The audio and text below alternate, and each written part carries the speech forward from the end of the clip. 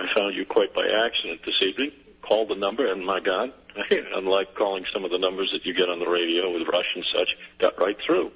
You got right through. Well, yeah. Well, you term the matrix, and I really don't know the issue specifically that you're dealing with tonight, but I hear you use the term matrix, and I find it to be appropriate to the 6 years of research I've done. Yeah. There is an element missing from the dialogue that's going on within our nation, the United States, that unfortunately we've been browbeaten to stay away from.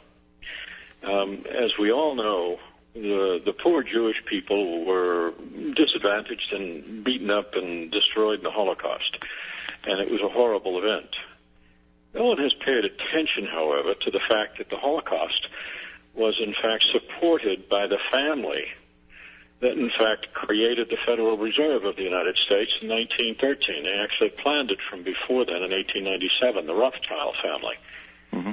The Rothschilds and the Warburgs, Paul Warburg, in fact, wrote the Federal Reserve Act, the technical details of the Reserve Act on Jekyll Island in 1910. I know all this stuff, but I don't need a history lesson, but I know exactly what you're talking about. But the reality is the Federal Reserve was formed for the one purpose of bankrupting it, and that's now demonstrably proven. And you had Warburgs, too, who were on both sides. They also were in charge of the German debt. Yes. For the German side, the brother was, and his brother was head of the Federal Reserve in the U.S. I mean, that's just how they do it, yeah.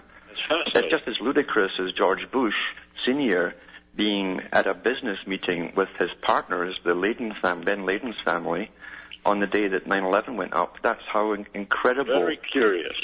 Isn't it? And we get these amazing coincidences all down through history, and we're not supposed to say, well, wait a minute here, what's the odds?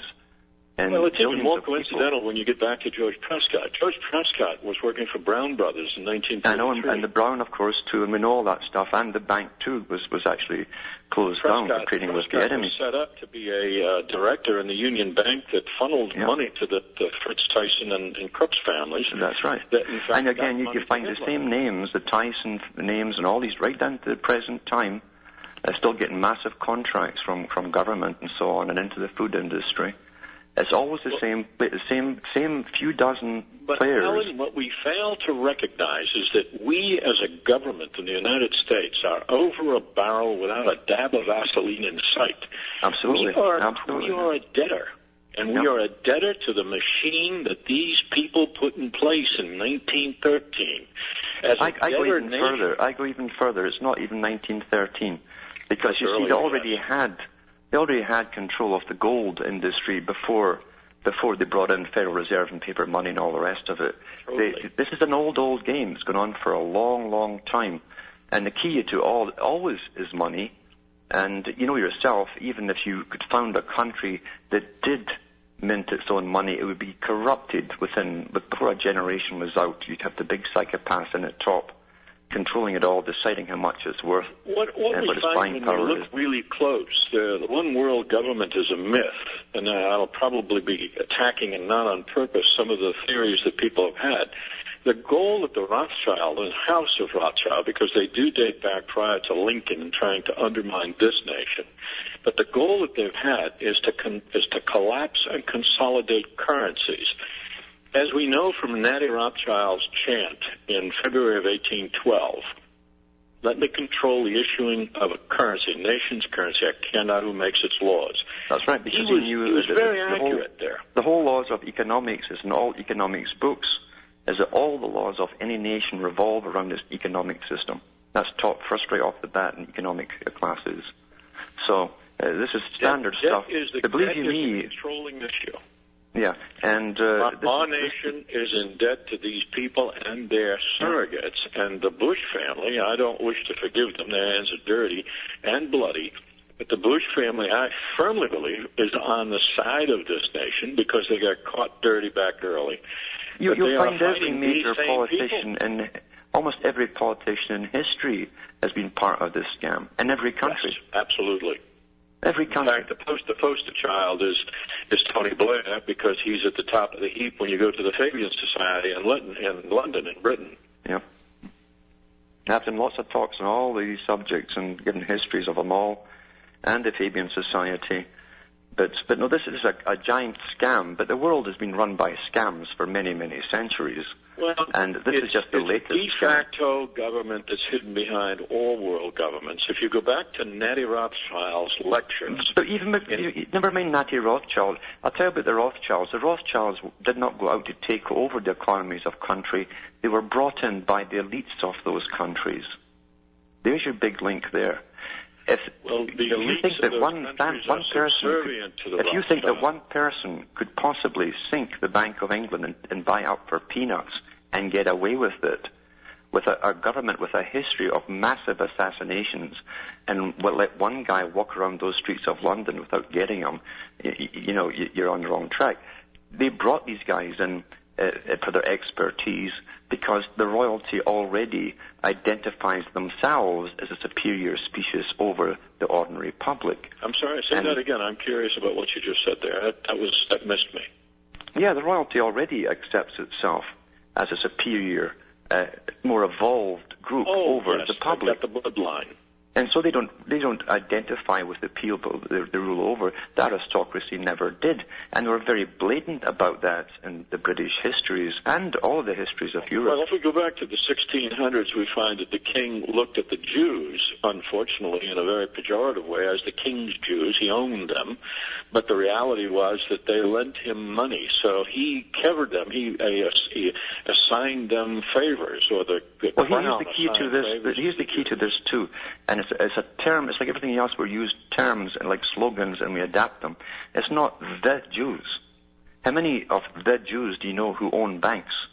I like that. You're talking about a small aristocracy. You're talking about a small aristocracy here. A small aristocracy who run Jewry at the top. Let's do an analogy. The Italians until the 1950s were looked at as being the mafia, and the reality was the mafia was a crime syndicate within an Italian group of people, but the Italians were not bad people.